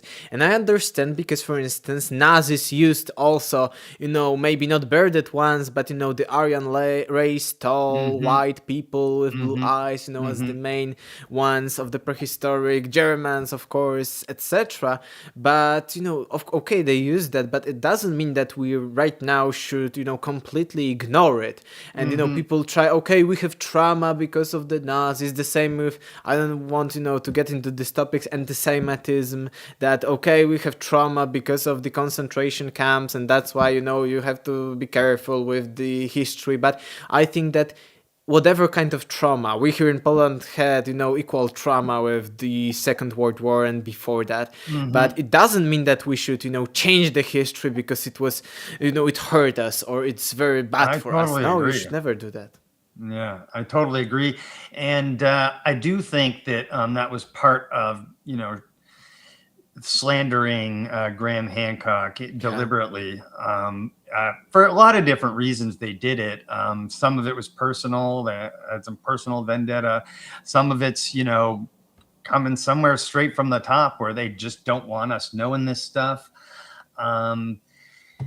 So want to say hey to Rex from the Leak Project who is in the chat. Yeah, shout out Rex, and shout out anything 6398. Also, hello everyone. Both of these guys are watching from your channel. We are streaming live on both of our channels right now. So if you're watching from my channel and you haven't subscribed to Oleg's channel, we'll put it in the chat. If you want to throw it in the chat, that'd be great. Don't forget to get the book. Yes, as well as the more books, the easier it will be for me to get to the US. Yeah, the sooner I will try to get. And if you're watching from Oleg's channel and you like what you're seeing on my channel, please head over to Dave's Multiverse and give me a subscribe. Screwdriver Tuning, you're cheating on me. You're in the wrong chat. Good to see you, brother. Always good to have him in the chat as well. And yeah, man, Atlantis is one of those things that people get. Like, there's just so much crazy stuff and AI slop and stuff put out there. How do you feel about like a lot of the nonsense that gets put out there when it comes to Atlantis and how that affects, our everyone's view of ancient history? Because we're dealing with something real here. But then, like, when you just go off the rails with it and make stuff up, and you got these AI generated videos that look like crap, and they're showing stuff that's not real, it muddies the water, doesn't it? Yeah, it's a huge issue, but it's been even before. I remember first photoshops of fake archaeology, not like forbidden, but fake. Fake portals discovered, fake Atlantis. But I also think that, other visualizations, like, which can be seen that are just visualizations, are good for us because, before I remember AI, when I was searching even for the copyrighted material on Atlantis, there were only a handful of any kind of illustrations, like of high quality, or even of animations of how Atlantis could have looked like. So I think AI is also good that, we can visualize how it looked like, how this looked like, based on what Plato is telling us, without, having huge expenses when it comes, to people. And, before that, even with, graphic designers and people like that, there weren't many animations or visualizations of Atlantis. But I think the most dangerous one and the most, bad for our, let's say, of this topic of exploring lost history is the fake one, that something that looks real, like, oh, we discovered alien artifact, or oh, UFO, and then the shouters, the bunkers, skeptics are coming. Oh, you see, these people are believing in this stupid AI stuff and this fake archaeology and things like that. So that's my point. Yeah, there's different types of those shouters and debunkers. Like, some of them are literally doing it because it's of a grift, right? It's their grift. When they make a video about Graham Hancock being racist or something, they get attention, both positive and negative. And if you look at some of these people's content, you'll notice that their regular content, that when they're just trying to present a topic or something, it doesn't do very well views wise. When they attack Jimmy Corsetti, let's say, then all of a sudden their views go way up. So some of them are that, and some of them are just, feel it's a tribalistic thing where they're on this or team. A belief system. Yes, right. Like, we believe in that, and these people are stupid people, unintelligent, uneducated very often, and they believe in Atlantis. This is the main argument. Right. So I wanted to get a little woo, but how if civilization was cyclical, and likely was cyclical, and let's use the conservative 200,000 year human, anatomically modern human, and then let's just, I'm just going to make a number up. Let's say civilization rose and fell 5 or 6 times during that time. How and obviously you're going to speculate here, but how advanced do you think a civilization could get? Like, do you think we had like spacefaring civilizations, or like is that out of the realm of possibility in your view? I think that's a great question, even not that much speculative, because years ago when I was researching my book, my first chapter is about the decay of civilization, a modern one, and I was searching for such scenarios. I wanted to know, right now we have a civilization, what if all the humans vanished? How these remnants of ours would behave. And in different scenarios, when there was a cataclysm like a comet strike, asteroid impact, or maybe just great deluge, or maybe just let's say humanity evaporated as humans and everything was left untouched for decay.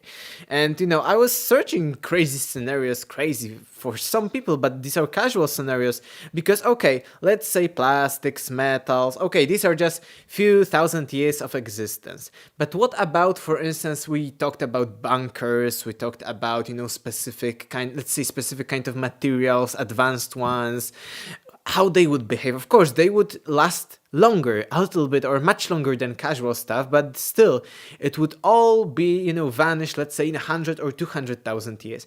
And I was searching, okay, but, to get to the skeptics, and to show them that it's possible for advanced civilization to exist in the hundreds of thousands of years of our past.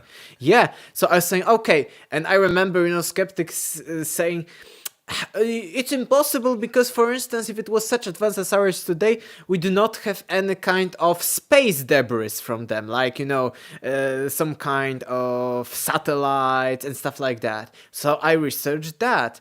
And, even, such nuances that satellites would, go around the planet for years, for actually tens of thousands of years. But still, there were even physicists who were approximating that in about 100,000 years, or even less than that, these, parts of different rockets that are, around the Earth in this space, or let's say different kinds of things we put, in the other places, like near Mars and stuff like that, they would get in, let's say, span of tens of thousands of years. They will get closer and closer due to gravity to the actual, let's say, Earth or Mars, and then they would hit it finally. So they wouldn't go around the Earth or Mars for millions of years. No, still within 100,000 of years, most of them would be completely destroyed. So, I think that it's okay to say, let's say, 500,000 years ago or 200,000 years ago, there was a civilization like ours today, or at least to some extent, because I don't think that it was 100% the same. Maybe it was even a little bit advanced, or maybe just as in ancient texts, like again, Mahabharata is a great one for that it was a different kind of civilization, more spiritually, more like intuitively oriented, naturally. Yeah, and I'm just pulling up just stuff depicted, like these dudes are like in spaceships, man. And they're depicting it. And I wanted to I got this when I was in Mexico. This is the famous one. But this guy's in a dang spaceship. Okay, he's got control mechanisms and a pedal. He's got a breathing apparatus. This looks like obvious machinery. So I don't know what the hell to make of that, but that's my the same. In my book, I analyze different kind of claims of technology of the ancients, and for instance, the Vimanas, what is described, how they worked, is similar, for instance, to a modern phenomenon called quantum levitation, in which different kinds of superconductors, like for instance Mercury, which is very famous within conspiracy theories, Mercury lead, but yes, this kind of elements which are behaving in a strange way in comparison to others are called superconductors, and in extremely but low temperatures, so 100 degrees minus Celsius and more, they levitate because they have there is this quantum levitation. So it's the same, but in the Vimanas they actually boiled the mercury.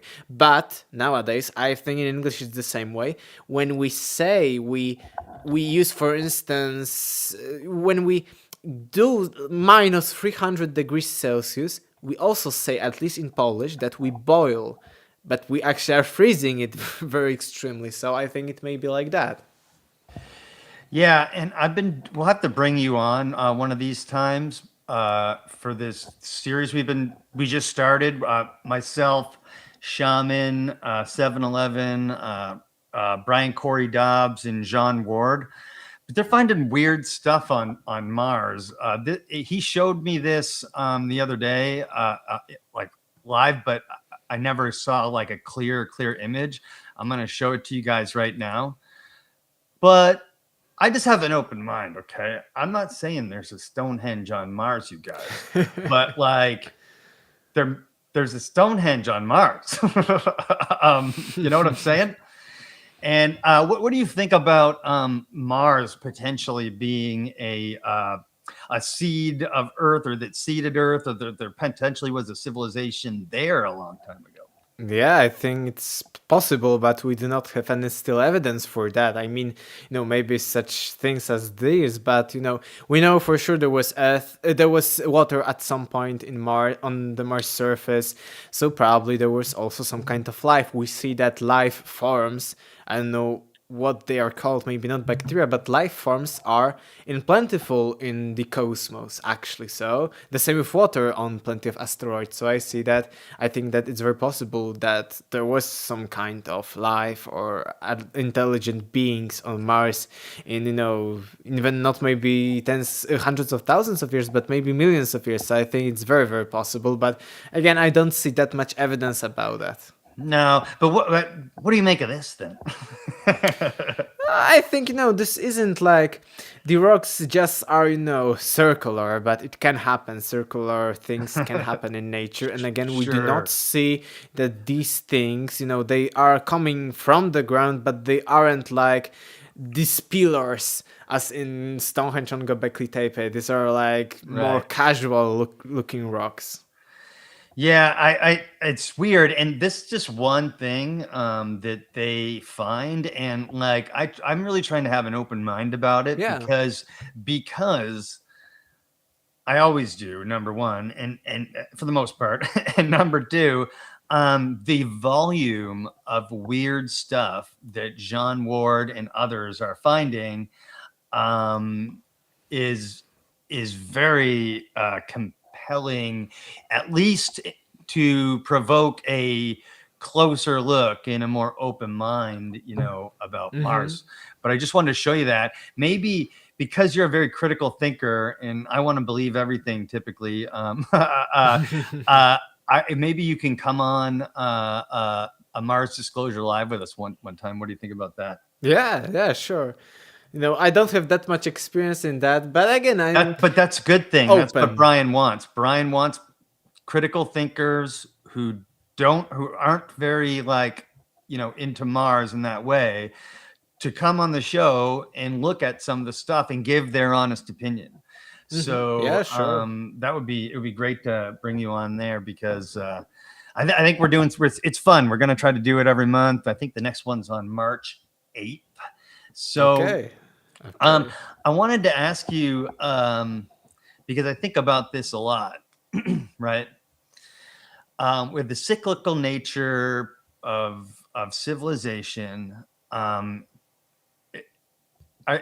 we are we doomed to just keep repeating this cosmic loop of building up a civilization and then getting nuked by a CME, or getting hit by an asteroid, or blowing ourselves up? Is this like just how things are gonna be, and this is the way of things, or what?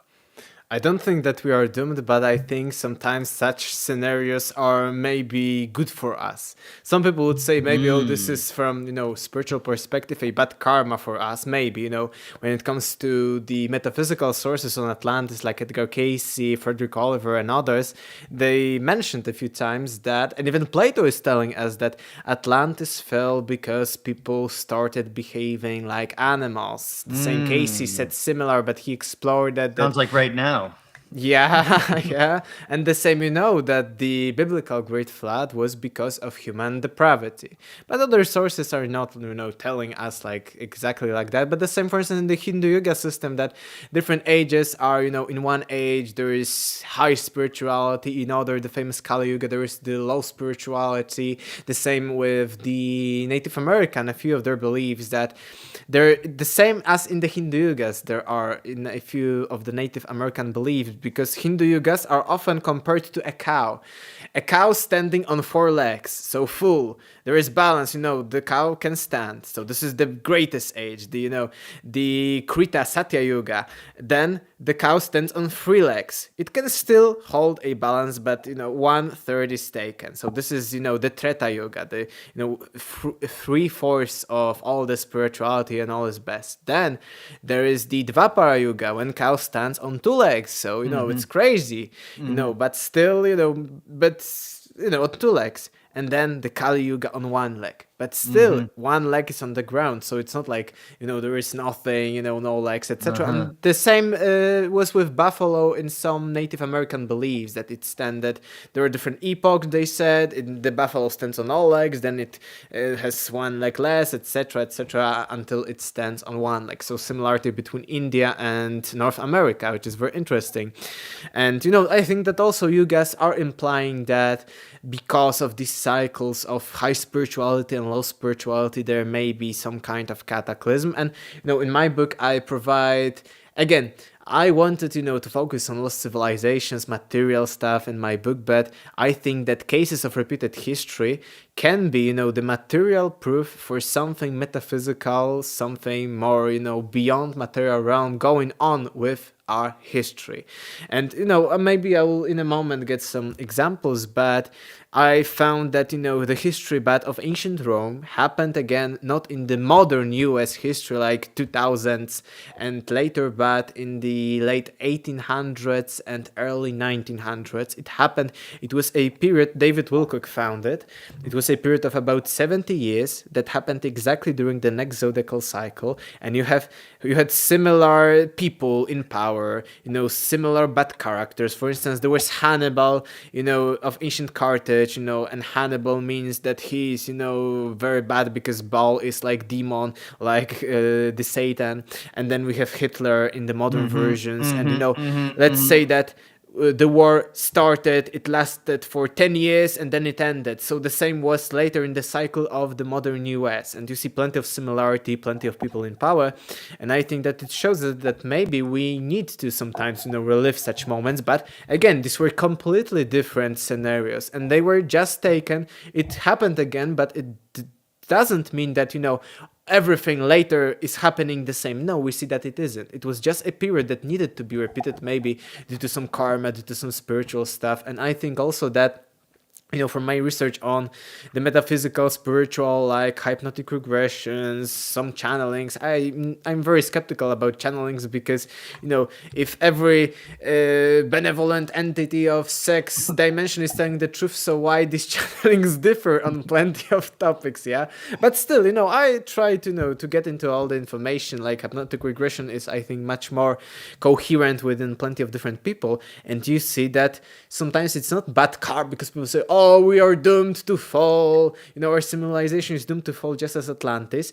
Maybe sometimes, yes, as maybe was in the case of Atlantis, even Plato is telling us that, or in the Bible, etc. But maybe it's that we want to experience that again. Because how many, people maybe want to end their lives because, they don't want, to finish it. The same maybe on a global level, we want to end this civilization. It's so screwed up that let's have the Great Reset. In the Epic of Atrahasis from about 2000 BC, Akkadian one, there is a mention that the Great Flood happened because the gods were fed up with humanity. Humanity was too loud. They were shouting and, they were too noisy. And the gods said, no, we don't want this humanity. And that's why they sent the Great Flood. And that's why they wiped most of the humanity. And I think that there may be something metaphysical at play in this cyclical nature of reality in cataclysms. But I don't think that we are doomed to fail again and have another cataclysm. We've seen all of the, year 2000 happened, cataclysm, 2012 cataclysm, now 2032, there was 2024, in between. It was already 2 years ago. So I don't think we are doomed. I think, it all depends on plenty of different reasons. I think the same, from a spiritual perspective, that maybe the same for incarnation. I don't believe that, Earth is a prison planet, that we, are in prison, that we need to reincarnate and again and again. But I think that maybe some people want to reincarnate again. Maybe even it's a personal stuff. Okay, I did bad, so I will go with these people again on this journey, and maybe I will do good them this time. So I think that the same with, if there will be a cataclysm or not, I think it depends on something bigger. Oleg, that's an outstanding answer. It makes sense to me because, well, humans, there's 8 billion of us. It may not have been we got to 8 billion or whatever it is in earlier times, but we are a part of the living organism that is Earth, right? So if our collective consciousness is sick, you can call that spirituality if you want. Then it makes sense to me that could and would have an effect on the planet. I think our powers, our brains, especially collectively, is a lot more powerful than we realize. And I think our consciousness it interacts with the vibrational nature of the earth and everything around us, right? Mm-hmm. Yes, this is a great metaphor, the earth living organism. The same, let's say you have like bugs in your hair, so what you do, you eliminate them. So the same like with humans, eliminating humans from the surface of our planet. I think, it's the same way. And also, for instance, you have overeaten and you cannot stand more, so maybe, you get the food out, and that's why you eliminate. You need to, have these balance. And I think the same as you've said with the consciousness, maybe, too bad, some people would say karma, too bad energy or something, and we need to get rid of it. So maybe the easiest way, the fastest way would be to again have some kind of cataclysm or something, a reset. And the same, you've said that we are much more powerful spiritually, or when it comes to consciousness. This is what the ages of the ancients are talking about. The famous Hindu yugas, as I've said, are about that the greatest era, the golden age, Satya Krita Yuga, is full spirituality. Everyone is talking telepathically, and there are descriptions that the person is physically blind, and this person sits in his palace and sees the battlefield psychically, remote views the battlefield from miles away, and he's blind physically and he sees that. Same with other spiritual capabilities. That's why I very often call the yuga systems and any other kind, I think, astrological system from all over the world, because there are plenty of them, an instruction manual for living on Earth. And that's why I also think you said, okay, maybe we are connected on a global level, maybe that's why we need a reset, a cataclysm. I also think that the same with these ages and the same with everything. And why one age is Kali Yuga, the age of materialism, that spirituality is very low, and the other is very high. Maybe we want to experience such things, just as, let's say, I want to play a game on my computer. Okay, I want a very hard level, I will get this and get this, or I want, even watch movie like Rambo or something, Right. Very cool. Or maybe I want, to do something like very more peaceful, more spiritual, more harmonious. So I think that's why it works like that. Yeah, that makes sense. Screwdriver Tuning mentioned something about a comet hitting the sun on April 4th. Haven't heard of it. Yeah, I haven't heard of that either. Screwdriver, could you send us a link, please? Mike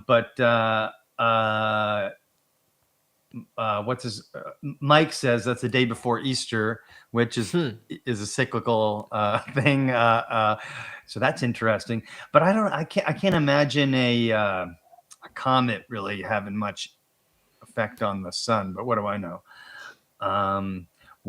know? Let's see here. Screwdriver Tuning also says American Indians mapped the stars on the ground as where they lived, and that's another thing that shows up everywhere. You were also talking about in India and stuff, and they had these. They talk about a time when everyone was ultra spiritual and all that stuff. I mean, the Egyptians had the first time, right? Zep Tepi, right? Where they supposedly had it all figured out, and then they lost it, And so just this stuff just shows up, In relation to what Screwdriver is talking about, map the stars on the ground, we see that all over the world in all civilizations too, right? Yes, yes. I think that it was also a basic practice because, right now we are having light pollution, so in plenty of places we don't see the stars. I am fortunate that I see very often, stars, and they are very, very bright. So I think it was basic that, okay, it's getting dark and you see, this crazy lights, on the sky. And even, if you are, let's say, primitive people, you are in awe. Wow, these are these stars, and you see the connections between them. You start, to connect the dots, connect the stars. So I think that's why it's so universal that, even in primitive societies, stars are very important. For instance, for navigation in more advanced terms, but also, they are just something like, what is it? It's like basic, primitive, I think, human thing to get the knowledge about the stars. But in some cases there are very advanced mappings of the stars. We found that most of the Mesoamerican cities were as above so below, the famous later quote that was even esoterically later used, for instance, in the Christian Catholic dogma. It's as in heavens as on earth, so it's the same one, but esoteric, so hidden. Okay, let these people believe as God wants, so will be on earth. So yes, but it also means of the famous hermetic law of correspondence and Gnostic one, that as above so below, like the fractals, as on the smaller scale, the same, self-similar on the higher scale, the same with atoms, whole galaxies, and plenty of other things. So I think it was natural when it comes to stars and why people were so crazy about them. But you see that, for instance, we the didn't precision. have TV, right? That's all you had to look at. Yeah. But then that doesn't explain like Giza and you were just mentioning, you just were about to mention the precision, right? The precision mapping, Giza, and what's the one right outside of Mexico City? Teotihuacan, very similar. Yeah. So on one hand, it's very like natural and common and sort of a primitive behavior to look at the stars and then map them on the ground, right? But it doesn't explain like massive like structures in Egypt that are perfectly aligned, and some of the math involved like potentially shows they knew, the shape of the earth and the size of the earth and stuff like that. It doesn't explain that. So it's just interesting to me that it's a behavior that goes from it's both primitive and advanced people were doing the same thing, right? Yes, the same with beliefs. For instance, in Egypt, there was believed that part of the soul after death went to the Orion, and there was some kind of portal to another dimension. The same was within the Native Americans, that the same to Orion, etc. And so there was, I think, something beyond that when it comes to that. There was some importance with the stars. Some people believe, okay, the aliens came from there, or maybe people were more psychic and they've seen, something, that there is some kind of energy like from Pleiades or Sirius or things like that. So I think, but I also think, let's assume, okay, pyramids are very precise, so they are beyond the explanation. But let's say another example of just casual cities or casual temples built for, us on the stars. I think that it could be also, in these cases be just, okay, we like the stars, so we build the same. Or maybe believe that, this is so because people also what they've seen looking every day. They were looking every day at these stars that it's so cool and but also so harmonic. Every day the stars it's all the same, but throughout the year there is like some change, but it's again a cycle. So maybe they believe that if they copy the heavens, maybe also everything will be good on earth. Like believes that, oh, I need to have good energy in this space to manifest everything good. So I think it may also come from this. Yeah, I think it's a little bit of both as well. And you mentioned aliens. I can't let people get away from the multiverse without me asking, how does extraterrestrials, aliens, UFOs, UAPs, orbs, that kind of thing, how does that show up in your research and what do you do with it?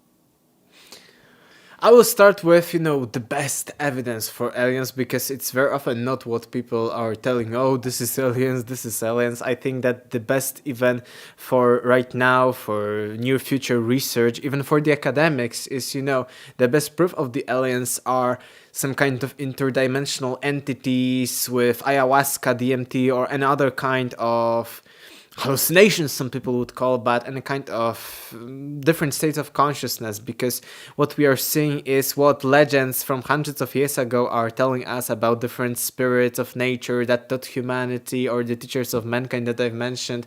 I think the same objectively can be found by making, different kinds of experiments with altered states of consciousness with different drugs, and I think this will show us maybe not like physical aliens, but the first and best evidence for aliens. And I think that in many cases, and it connects to what we've been talking about, that humanity was much more spiritual in the past, that maybe in the past these beings, these aliens, or these gods, these demigods, Pleiadians, Syrians, and any other kind of entities, these were just, interdimensional beings, because from at least our own material perspective, it's almost impossible for them to travel all these light years to Earth, and why would they do so? Oh, this is another, conversation about it, but what I mean is maybe that what we call ancient aliens were aliens in the sense of not being from Earth, but not fully physical beings, but like interdimensional, like what we call ghosts, paranormal experiences, and stuff like that. So rather than aliens, and like gray aliens coming in a spaceship and abducting people and whatnot. Maybe this spaceship is also like a construct, because maybe it's some like astral traveling or something like that. I don't deny UFOs and stuff like that, but I think that they may have non-physical or half physical, metaphysical origin. Maybe people see them, or maybe even can touch them to some extent, but maybe it's like materialization in these cases. Yeah, and I think that's why, like, sometimes psychedelics, which alter your consciousness, connects people to similar experiences.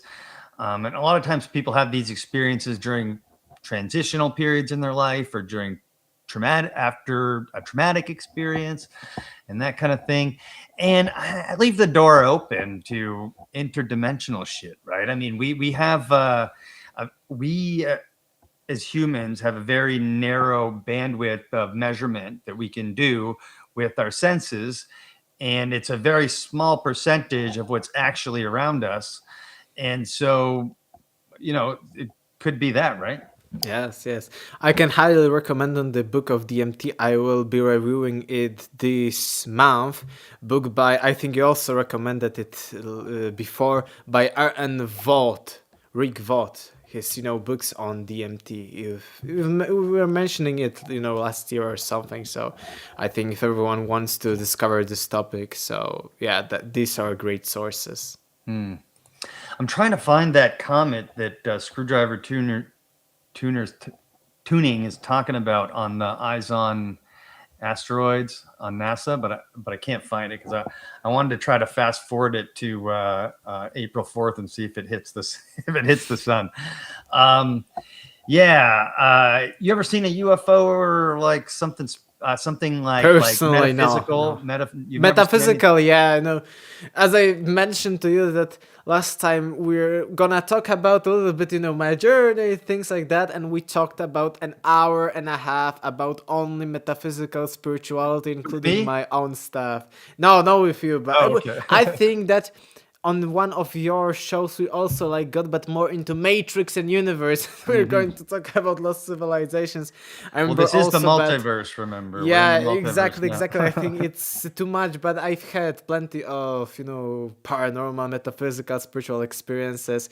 I would even say, I always say people that when I started as a teenager, this all research, it was heavy research, academic, history, logic, so this was the masculine part, but simultaneously there was the feminine part, about the dreams, intuition, spirituality. And my journey was actually from being agnostic, a little bit on the atheistic side, into, starting having strange experiences, mostly prophetic dreams about the most minor and unimportant things you could imagine that were beyond, imagination. Like I dreamt of, okay, I talked to this friend in this particular setup, which is, not a common thing. Even, we are in the same place, let's say in a room, in a place in school or somewhere, and they are talking to me about something that is beyond my knowledge when I was dreaming about it. Like something, let's say, exam that would be a month later. And then I get this feeling of déjà vu that, yeah, it was like that. So I had plenty of that. It's too much for me. It's getting late here, so, I can end with that. Yeah, this is another topic to talk No, about. no, I just wanted to ask, because I always ask everyone. Paranormal dreams and stuff like that. Yeah, I mean, I could tell you my one experience, but I was just going on about it to my brother, asking my brother if he remembered, but he doesn't really. He only remembers little bits. But I had a weird experience that we'll save for another time. But I got to hit my outro music, because we can't end without my outro music. And I got to thank everyone in the chat: Screwdriver Tuning, Craig, Gracio Margos, that's your friend, Hamburglar, Mike, shout out, Mike from the Multiverse, Tammy, everyone who was in here, my mom, thank you so much. I put Oleg book in the chat. Let's just pull it up here as well. Excellent book. Get it on Amazon. It supports his work, which he funds basically himself, which is what I do as well. So if you haven't already, please go ahead and grab that, and please go ahead and subscribe to what's your channel name called? Just Aleksander Czeszkiewicz Global. Just copy and paste my name and surname, and you'll find me on Facebook, YouTube, Instagram, and others. Got it. And also, new to the Multiverse, got a couple orders already. Support the show. Ooh. I got one T-shirt. I designed it myself. It says join today on YouTube with a picture of the logo, and on the back it says join the Multiverse. We're gonna design more. Megan's a graphic designer, and so she's gonna make some cool ones. But if you want to support the project, like I spend hundreds of dollars, if not a couple thousand sometimes a year doing this. I do it for fun and because I love it, but all the help is very much appreciated. So go ahead and check that out. You can find the link to my store there. And yeah, man, thank you so much for all the work you've been doing with the editing, Oleg. Thank you so much for sharing. We saw some shit today that I'd never seen before. The stuff I heard, the stuff in Poland. Yeah, I think it's epic. Thank you. I want to go to Poland and go to that church and see if people start following me around. But hey, man, thank you so much for being a part of the Multiverse and joining the Multiverse again. Everyone, go ahead and subscribe to his channel. Really appreciate you joining the show, brother. Thank you. All the best. Thanks for having me on, and thanks everyone in the chat for watching us. Outstanding. All right. Goodbye, everyone. Good night. Have a great week.